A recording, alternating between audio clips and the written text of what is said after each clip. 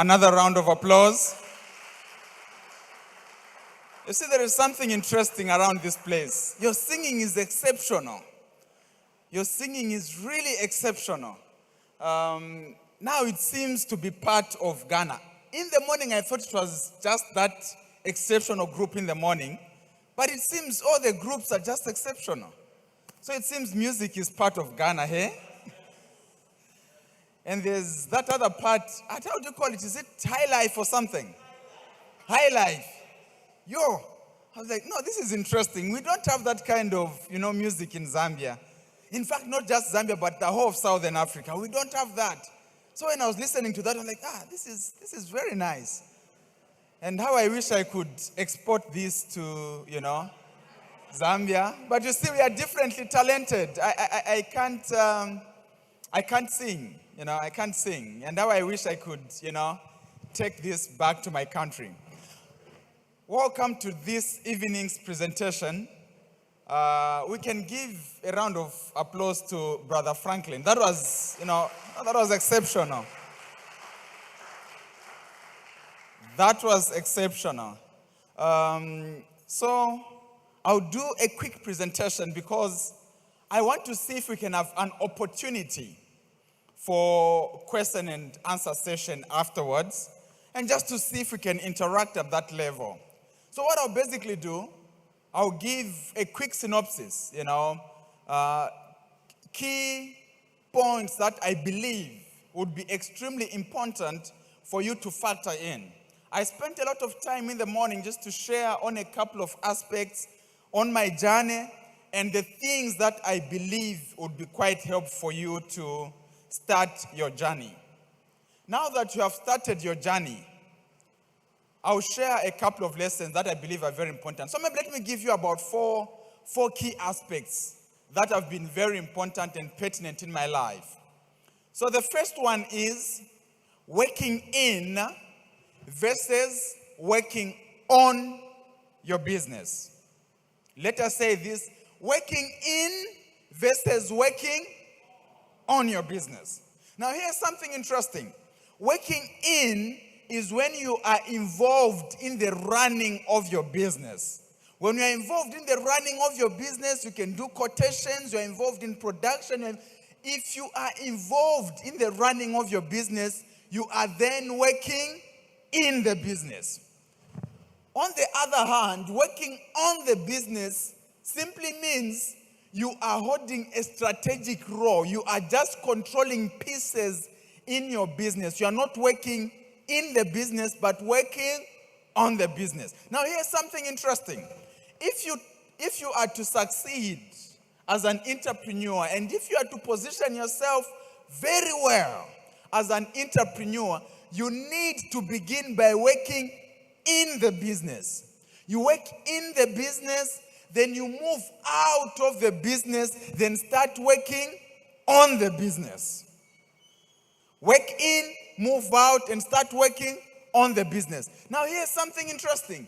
If you start by working in the business and you fail to move out of your business to start working on the business, a business where the owner of the business is working in the business, that business will never grow exponentially. That business will never grow. It will just move up to a certain point. It just ends there. It can never grow. It can never be a big, huge company where the owner is working in the business. For the business to grow exponentially, the owner must be working on the business. Let me give an example. I shared of a tech company in the morning, DLN Technologies. When we started out, I was working in. I was involved in marketing. I was involved in the production of, cards. I was involved in everything, invoices, delivery, and everything else. At that point, I was working in the business. Then I began moving out of the business bit by bit by employing other people to hold certain aspects of the business. I was the only employee. I got a part-timer. Then I got a full-time employee. By doing that, I was then moving out of the business bit by bit. I was moving out from 2015. I finally moved out of my business in 2019. And when I moved out of my business in 2019, I moved out by employing a CEO. And at that point, when I advertised to employ a local CEO, I couldn't find a qualified person in Zambia. So I had to get an expatriate from South Africa to come in and become the CEO of my company. At that point, I was holding a strategic position. I was basically working on the business. And something very interesting happened. When this CEO took over the company, the kind of money that we made in that 1 year, his first year of working in my business, because myself I was working on, his first year of being employed, the kind of profits we made, I'd never made such profits in my entire time when I was running the business. In fact, I was even thinking to myself, why didn't I leave this business a lot more earlier? Maybe I would have been very far. At that point, I was holding a strategic position. I was working on the business. My role is, who do I employ? Who do I fire? Who do I get out? I am holding a strategic position. At that point, I am working on the business. Start by working in, move out, then work on the business. Now, here are the two extremes that we make as entrepreneurs. The first one, we start by working in, which is fine. But we continue working in the business and we never move out. We continue. 7 years down the line, your business is at the same level. 10 years down the line, at the same level, because you, as the owner, you are working in the business. So that is the first mistake that people make. So if you are running a restaurant and you are frying chips, a restaurant where the owner is frying chips in the kitchen, that restaurant will never grow exponentially. If you are running a bakery and you, the owner, you are the one baking bread, that bakery will never grow exponentially because you are working in the business. You need to move out and start working on. Then the other extreme, people start by working on the business. Now, when you start by working on the business, you don't understand your business fully. So if you are running, poultry as an example, maybe you have layers. If you've worked in the business, you will know how many bags of feed need to feed 1,000 layers. You will know that. You will know how much water is needed. You will know you will know how many eggs 1,000 beds give you. You will know that 1,000 beds, all things being equal, they will give you maybe 800 eggs per day. But if you've never worked in and you've started by working on the business, when your workers steal from you, you have no way of knowing. You've never worked in. When they give you wrong information, you have no way of knowing. You've never worked in the business. So when they tell you that 1,000 bags need, 20 bags of feed per week, you have no way of knowing if your worker is lying to you. When your workers say, we are only collecting 600 eggs per day, you have no way of knowing because you've never worked in the business. So the extreme that others have is they start by working on the business. And that is one of the major reasons why a number of businesses have failed. We have a number of people who are employed and they are just weekend farmers and they make losses. You keep funding your side hustle, it is making losses and you have no... It is for a simple reason. You do not understand the system. You've never been involved in the business. You began by working on the business. And you know, for businesses that have grown exponentially, do we have KFC here? Or Hungry Lion? Or you have Hungry Lion as well? Oh, okay. But KFC you have. You realize that the owners of KFC, they began by working in the business. They came up with a recipe. They came up with everything. So they worked in the business. But the owners now don't fry chicken. Why? They have moved out. They are now working on the business. Where do we open a branch? Where else can we operate from? From which country? Do we go to Ghana? They are working on the business. They are not frying chips. So if you're running a barber shop, of course, you start by barbing people. But that business will never grow if the owner of the barber shop is barbing people. So you have to move out at some point and begin working on the business. Then you begin answering questions like, where else can I open a barber shop? In which other country? Which town?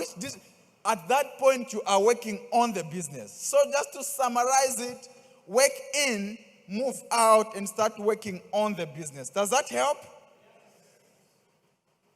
If we understand that, we'll avoid a number of challenges. So if you are starting your enterprise, be sure to be involved in your enterprise. It is extremely necessary for you.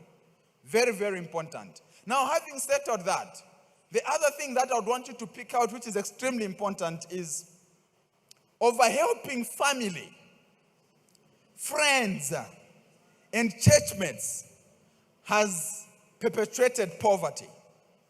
I am a Christian, and not just a Christian. I am an elder in the church. So I know, blessed is the hand that giveth and the one that receives. I know that.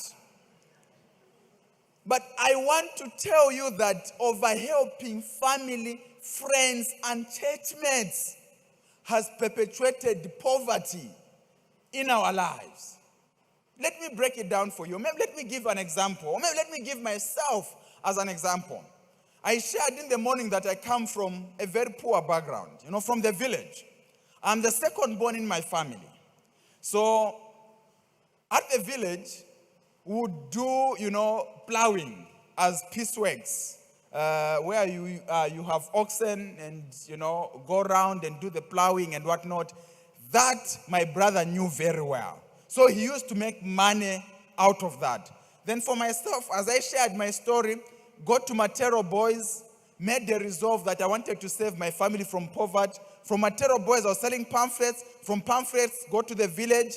I was running a kiosk. From a kiosk, I was trading in goats. Now, the time I was running a kiosk, my elder brother was very generous. Whenever I need money, everyone felt in the family that there is money. So he would buy, nice relish, buy what, and everyone would eat. And all was well. My brother was very generous. Now, for me, I had seen at secondary school how poor we were, and I'd resolved to save my family from poverty. So I was very careful on how I spent money. So one time, my parents, called me. I think out of love and out of care. So they sat me down and said, you see, your brother has shown that he can take care of us when we are old. But they said it in Nyanja, local language. But in other words, it means, you are stingy. You are stingy, and we doubt if you'll be able to take care of us when you are old. So you better amend your ways. And you see, when my parents said that, I totally understand. I think they said that out of love and out of care. They wanted me to be a better person and a responsible person. According to their understanding, that was the best they wanted for me. So I listened to them, and I had no way of justifying. But for me, I had the goal. And the goal was to save my family from poverty. Anyway, fast forward from, the kiosk, goats began importing things from Botswana and South Africa. Founded a company at 20 years old with 2 other friends. Those that have not watched the earlier videos, go back. I think it should be on these channels and hear out my story. Then my life changed when I was 22 years old. Then I got to buy my first truck, Atego Mercedes-Benz. A truck, a 22-year-old has bought a truck. And guess who I employed first? My elder brother as the driver for my truck. Then I decided to begin taking my siblings to school, one by one. You are going to secondary, you are going to college, one by one. I am now saving my family from poverty, bit by bit. But even as I was helping, I was very careful not to affect the business. My help didn't have to go beyond my profits. I was extremely careful. Then as we progressed on, it was up until 2017 when I decided to buy my father the first car. bought him a vehicle. Well, it was not brand new. It is these Japanese ones. I don't know if you have the Japanese ones here. Yes, but we sometimes call them new. So I bought him one. The old man from the village was very happy, and I told him, you don't have to worry about fuel and servicing. All you need to do is drive. The man was very, very happy. It was up until 2019 when I decided that now I can build you a house.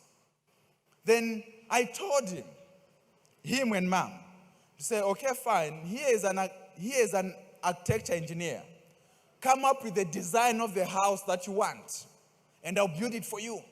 Then they sat and they said, okay, fine, we are now getting old and we don't want a double-story house. So what we are going to do, we are just going to have a single-story house, like just the normal house. But they chose a 5-bedroomed house with bathrooms, everything inside, from the village. And I'm thinking to myself, how do these people really do this? At the village, in suit, everything. In fact, the house was so huge to a point that we could not roof it with timber. I don't know if you roof with timber here, do you? We had to use steel bars, trusses, to roof the house. I did the house for them with so much ease. Why? The business had grown. And for those of you that follow me on social media, you know that I tend to give out and sponsor a number of businesses in Zambia, be it, $10,000, $20,000, just to see how I could help young entrepreneurs. Why? The business has grown. It was yesterday when we were giving a school called Mwalukanga to the government, which we had built, the three of us. Stambik Bank, here I think it is called Standard Bank. Is it called Stambik? Stambik Bank, myself, and PICZ. It is an insurance company. We built a school and we are handing it over to the government yesterday. I missed the event because, I'm actually here. Now I can help not just my family, but the extended family and indeed the nation. And here I am in Ghana trying to help you too. Why? Because the business has what? Grown. So be careful not to overhelp. Sometimes, we make a little money and we want to help everyone and our business ends up going down. Help, but do not overhelp. And some of you would come in and say, but you see, Dumisani, I am the breadwinner in my family.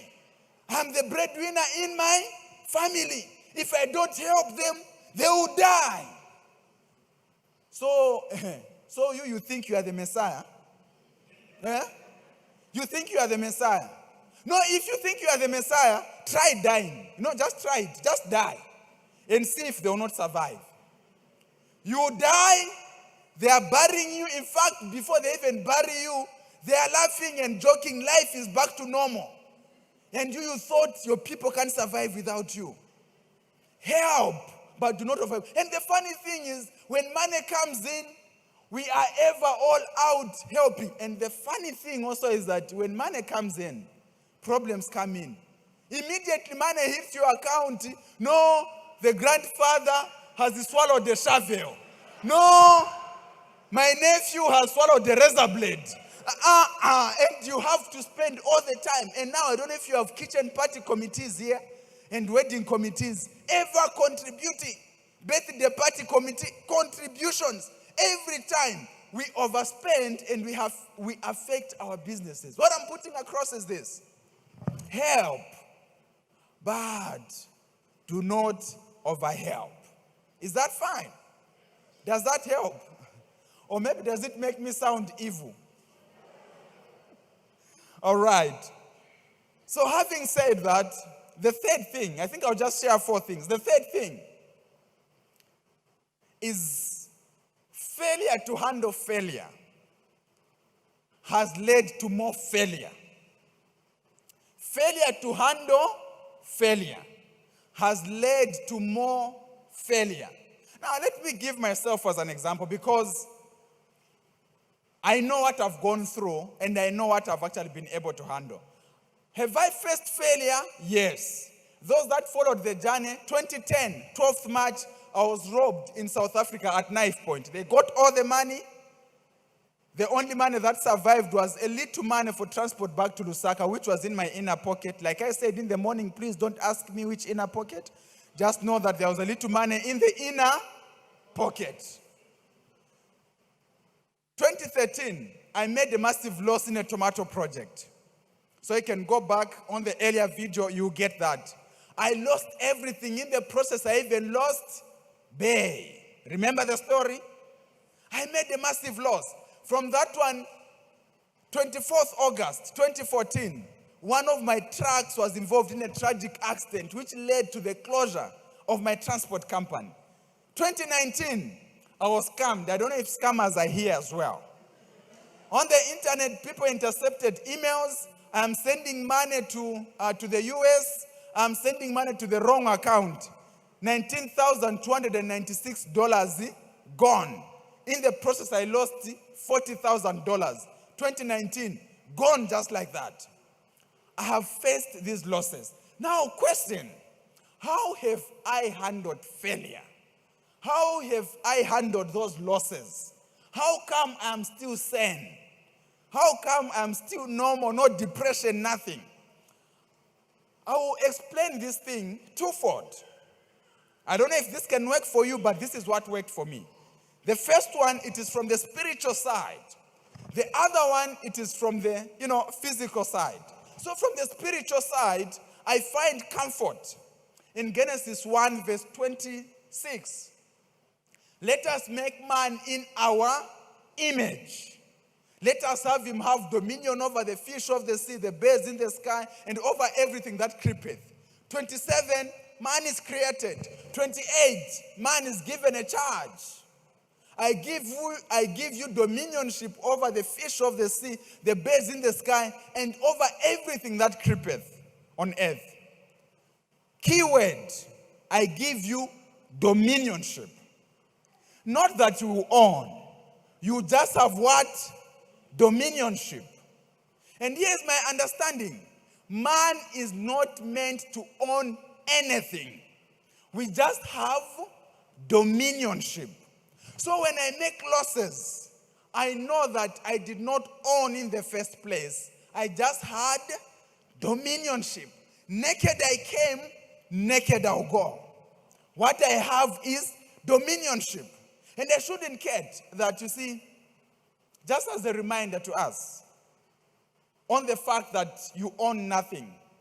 I love nice clothes, I love nice clothes. Of course, here people don't seem to put on suits. And I seem to be the only one in a jacket. In fact, even yesterday, I noticed that I was the only one in a jacket and a tie. After church, I just went straight and removed the tie so that I could look a bit normal. Yeah. So I love nice suits. So southern side of, Africa, we put on suits. And I love expensive suits. And I can share, it's a fact. You see this suit? This is proper tailor-made suit. And a number of suits that I have are worth $1,500 or $2,000. How much is that in Ghana cedis? How much? 20,000? Yes. So 20,000, I don't know, but I know it in dollars. So 20,000. So I have a number of them. So one time, we are then calculating, the suits that I have and, the value and whatnot. And the calculation was getting to about 30,000, dollars plus. But here's something interesting. When I die, my parents, out of all the suits, they'll give me one suit, one shirt, one tie. And traditionally, they don't even give us shoes. They send us without shoes. Everything remains in the hands of others. I have a couple of vehicles. The Range Rovers, in fact, I even branded one of the latest Range Rovers in one of my companies. The Range Rovers, the Ford Rangers, I have that. But you know that for me to change ownership for the vehicles that I own, I need to put my signature.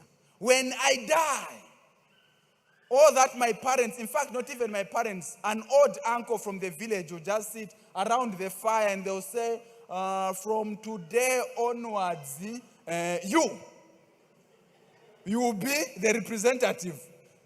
The change of ownership will happen without my signature. The houses, the ownership will change. Why? I did not own in the first place. I just had dominionship. I just had control. Now the control has changed from myself to this other person. Human beings are not meant to own. They just have dominionship. So when I lose, I don't beat myself up. What has just reduced is my dominionship. I owned nothing in the first place. But why do we find ourselves in depression when we make losses? Why do we find ourselves failing to return tithe and offerings? It is because we think we own. You own nothing. You just have dominionship. Is that clear? So that is from the spiritual side. From the physical side, I see my life as a movie. My life is a movie. And I am the starring.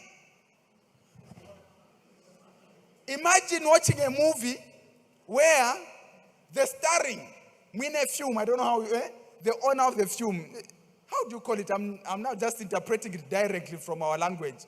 The owner of the film, the starring, the main guy.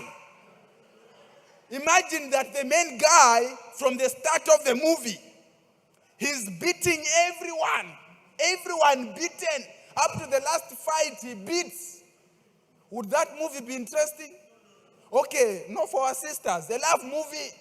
You are walking, the guy and the lady, they are walking, they bump into each other, books fall down, as they are picking them. How come you seem to relate? They are picking the books, they look at each other, they fall in love, they get talking, their family supports them, and everyone supports them. They get married, they have children, and they live happily thereafter. Would that movie be interesting? Do you know what makes the movie interesting? The starring will start. If it's an action movie, the starring will start. He's a good guy. The starring is normally a good guy. No problem. He's at peace with everyone. As the movie starts, as it moves on, someone will unfairly treat and accuse the starring. And you who is watching, you even get annoyed. These guys, they don't know that this guy is a good guy. You are forgetting that they were acting the movie together. But anyway, this guy is a good guy. Why are they treating him this way? So the guy will be unfairly accused even as it gets to the last fight. The starring won't just beat. He must be beaten first. When he's beaten, he's lying like one who's died. Then you are very sad. Yeah, the starring is gone. Then the camera people know how to work this out. They'll then zoom, get closer to the head of the starring. Then the camera, I don't know how, but it normally enters the head of the starring. When the camera has entered the head of the starring, then it will show what is happening in the head of the starring. It will show how the grandmother was ill-treated, beaten by this enemy, how the daughter was what. Then after showing what is happening in the head, the camera will move out. Then the starring doesn't open both eyes. He'll just open one. Bah! Then you clap, he's alive. When he stands up, it is slow motion. Bah, bah. Then this movie was nice. What has made the movie nice? The ups and the downs. So when I look at my life, these losses that I've had, it is what makes the movie interesting. And this is what happens whenever I make a loss. I smile. And when I smile, I say these words. This movie is a powerful one. It has taken another 10.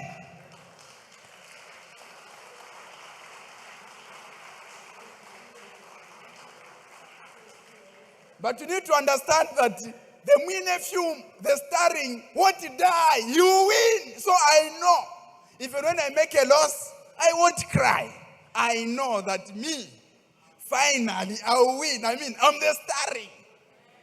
I'm the starring. So look at your life as a movie. That is what has kept me sane. When troubles come my way, I just smile. So when you have been rejected, just smile. It is part of the movie. All the challenges that you are going through, just smile. Keep pushing, but understand that you are the starring of your movie. Once you look at life that way, it is going to help you a lot. Does that help someone? All right, great. So the fourth one, there is the next level. You see, we need to be watchful of the people that we associate with. You need to be watchful of the people that you associate with. The people that you surround yourself with have a huge impact on you. Sometimes we think peer pressure is for kids and young ones. Peer pressure is there even for us adults and for you adults. Peer pressure is there. The people you associate with have a direct impact on your life. And you get it from the conversations that you'll be having. You'll find grown-up people competing on how poor they are. Like it's a conversation. Competing on how poor they are. Me, your problems are small. Me, I have been broke for what? You are talking about that. What is the note that you have? You have a 20 Ghana cedi. So you move maybe from 100. Me, I just have 100 Ghana cedi. You are complaining about 100. Me, 50. You are complaining about 50. Me, 20. Then of course the last fight one will just come. After the 21 now, the last one will come and say, you guys, you're even confusing me. You're complaining about 20. Me, I've even forgotten on how it looks like. Competing on how poor you are.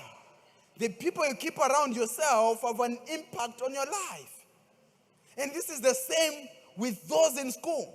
If you keep guys that are not serious with life, you'll be competing on how poor your grades are. Me, I got 60. You are complaining about 60. Me, 50. 50. Me, 39. And you're even laughing. Then the other one, and always the one who speaks last is the last one. You're even complaining about that. If I showed you mine, you won't like it. Me, 20. You see, competing on how poor your grades are. I want you to understand that the people you keep close to yourself have an impact on your life. And be mindful of the people you keep close to yourself. Your network is your net worth. Now you need to pick this, and this is extremely important. Somehow, I felt I had made it.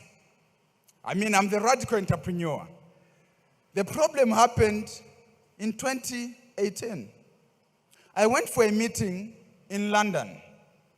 And at this meeting, I was at Park Plaza. Now, for those of you that know, that is in the most expensive district in London. So I am there, the radical entrepreneur from Zambia. I am feeling it. And I truly felt it. We are the 7 of us from Africa. And out of the 7, we only had, 4 blacks. I'm in London, Park Plaza. The problem came in during the tea break. So all was well until tea break. When that tea break time came, we are standing, outside at Park Plaza. And there are these, cocktail tables. So we are just standing and waitresses are moving around with drinks and whatnot and food, finger foods and whatnot. I mean, we are there. That is our league. Things are happening. And I felt it.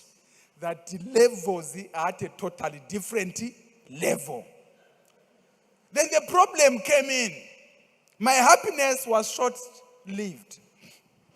When we started talking, this guy from Asia complains and says, I don't know, our business has gone down. Our turnover has dropped from 400 to $380 million. Like, okay. $180 million. Now I'm converting in my currency. I'm like, these figures are too big. But again, you don't want to show that you are surprised because you want to play the part. But in my heart, I am confused. These are the guys. Then the one from the States answers and says, but us, we have maintained at $600 million. Then I said, okay. Here, this is the wrong table. I won't let anyone intimidate me. This is my shine. I don't want anyone to affect my mood. I decided, since they are just tables and we are not seated. So I decided to take a match to another table. Who can hold me? We are just interacting. So I went where there was a fellow Ghanaian. And I remember the man, I don't know where the office is. They deal in cards. Then this man, coincidentally, he had received a contract. And the figure in question for the pilot thing and whatnot, it was about $80 million. The moment he said that, I knew that I am finished. These figures, I am what? Finished. In fact, when my time came to speak, I said, I can't talk figures. Based on what I've already heard, I'll devise a way of working around this. I'll not talk what? Figures. I'll just talk percentages. When my time came to speak, no, you see, we've increased our turnover by 20%. They were clapping, but they didn't know 20% of what. We've reduced our cost by 15%. Everyone is clapping, but they don't know 15% of what. But you know what that did? When I moved out of London, I had never worked the way I worked after that, because I was challenged by people who are in the next level. Whatever you may be doing, I want you to know that there is the next level. In fact, straight from that side, the way my life exponentially moved, it was at a totally different level. In fact, life moved so much and I achieved so much after that incident because I had seen the next level. So position yourself and associate with people that are achieving better than yourself. In fact, it was after working so hard after that incident that, I went in the showroom. There's what we call vehicle center in Lusaka. So when I got there, I found out what is the most powerful pickup.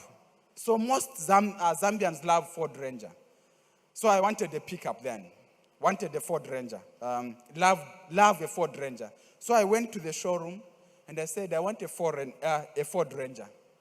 Then I questioned the sales executive. So amongst your Ford Rangers, so he was showing me. So I said, so which one is the most powerful amongst the ones you have? And then he said, the World Trek. I said, okay, fine, the World Trek. Okay, fine. So he shows me the World Trek with pimped up and everything else done. Then I questioned him to say, all right, so how much is the World Trek? At first he was trying to explain, no, this one, when you're on the road, it does what? No. Is it the most powerful? Said yes. So how much is it? He mentions the amount. But then he's very apologetic. But don't worry, we have an arrangement with this bank. You cannot. I told the guy to say, you see, our problems differ. You have your problems, and the problem of telling me about the bank, that is not my problem. Right now, I have a very big problem. And the problem I have is from which account I should pay. From my personal one or the corporate one. Why? Because levels had what? Changed. So when you interact with people that are at the next level, there's a way that your life is equally going to change. Having said that,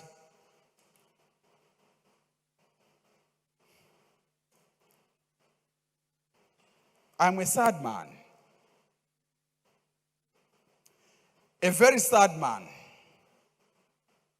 And this is the challenge I have for Ghana. And this is the challenge I have for Africa. It calls for yourself and myself to rise to the occasion.